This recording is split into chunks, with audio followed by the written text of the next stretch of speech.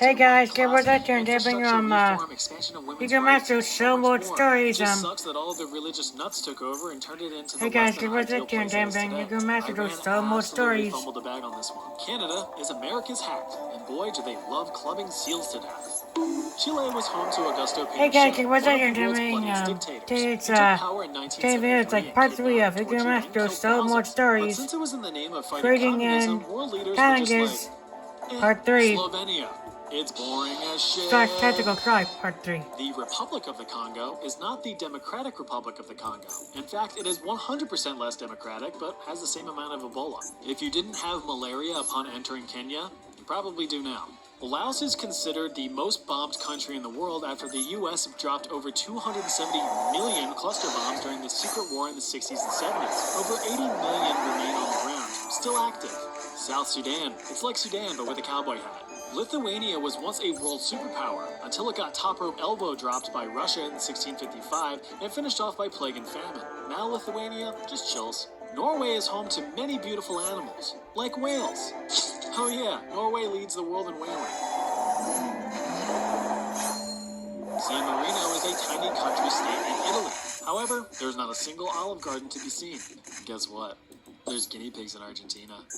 While in Pakistan, try not to express any non-Muslim religious beliefs, or else you might get yourself in prison on blasphemy charges. Religious freedom ain't too good there. The people of Belarus are pretty superstitious. For example, don't whistle in someone's house or you'll blow all of their money away. To mark the end of winter, the people of Poland burn and drown a doll of Marsana, a Slavic goddess of winter and death. The African country of Botswana is 70% desert, 5% elephants, and 25% AIDS. The small African islands of Sao Tome and Principe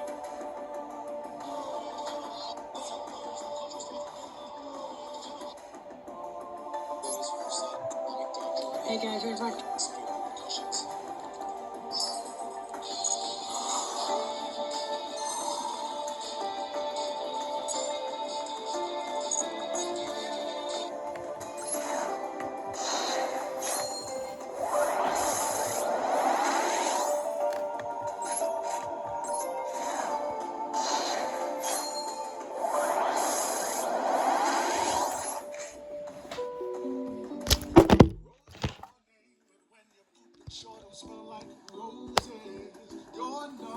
Sorry, I got my phone.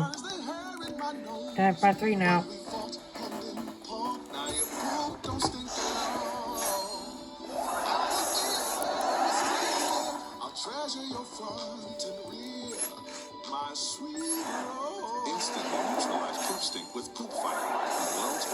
Yeah, sorry, this is video right here.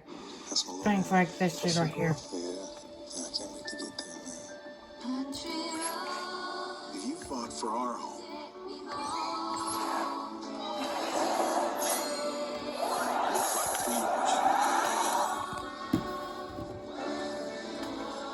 everyone who served deserves a place to call home.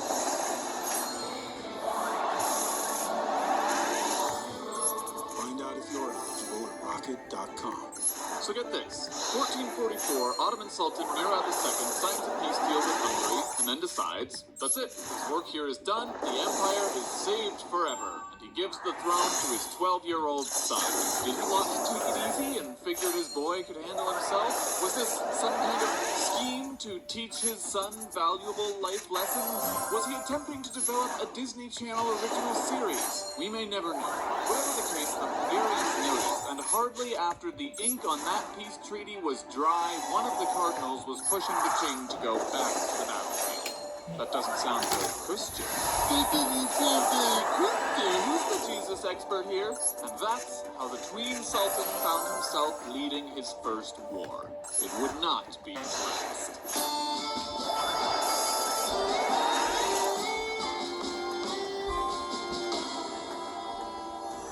So my daughter married Ivan III, but my son wrote in his will, I can find it around here.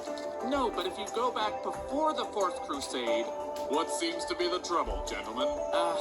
We're trying to figure out who the Roman Empire is supposed to belong to, but we're losing track of all our ancestors, and besides, we don't even have access to all the records we need to know for certain. That's why I signed up for My Heritage. Your heritage? No, My Heritage, the world's #1 family history service. They have 16 billion records, so you're bound to learn something new about your ancestors. All you need is 7 connections to get started. But sir, I don't know much about my family. Sounds like their DNA test is perfect for you. You could find family members you didn't even know you had.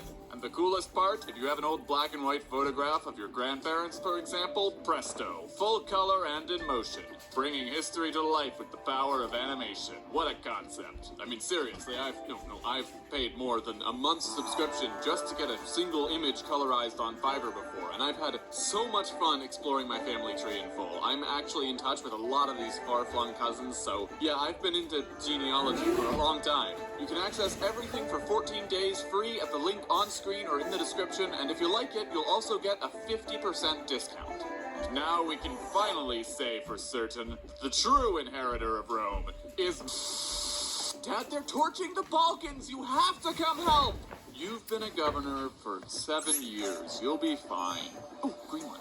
No, that's not how this works, Dad. If you're in charge, then you need to come lead your army. If I'm in charge, then I order you to come and lead your armies.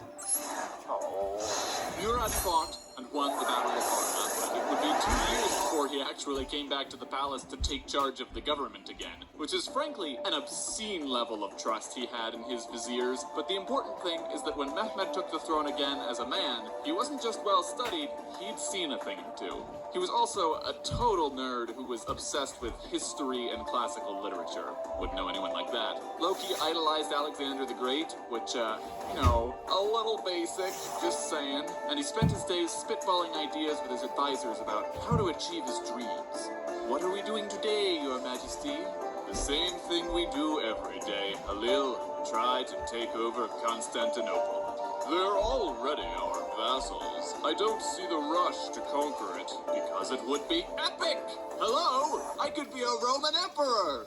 Greater men than we have tried and failed. Attila, the Bulgarians, the Rus, even the great caliphates couldn't breach the walls. They're too thick. They're thick, all right. We've tried like 4 or 5 times. If having a massive army and a fortress directly across the strait won't do it, what will? Fortress directly next to the city. Let's see, I'm playing right here. Mehmed builds his fortress. He names it the Throat Slitter just to be extra, and he takes control of the Bosphorus Strait. No one gets in or out without his permission. The Venetians tried to slip one past him. He blew up the ship, beheaded the survivors, and turned the captain into a human scarecrow. Well, they're definitely going to pay the toll, I tell you that much. Okay, no fleet will rescue the Byzantines. But what about the walls? Just then, a Hungarian engineer wanders in, explaining how he was turned away from Constantinople by an emperor who couldn't afford his services. What kind of services? I want to build a cannon. A cannon? A really big cannon. Your Majesty, I'm listening.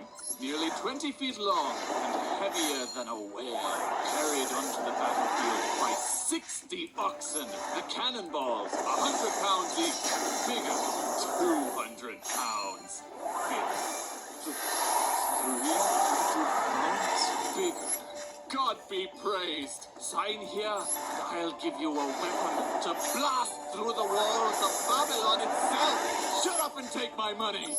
War soon came to Constantinople, and 60 oxen carried the mother of all cannons that fired those mighty rounds over a mile into the Theodosian walls, and the Ottomans hoisted their ships over the very hills to break the Byzantines' blockade, and their men tirelessly dug beneath the city to undermine its defenses, but the city refused to crack until...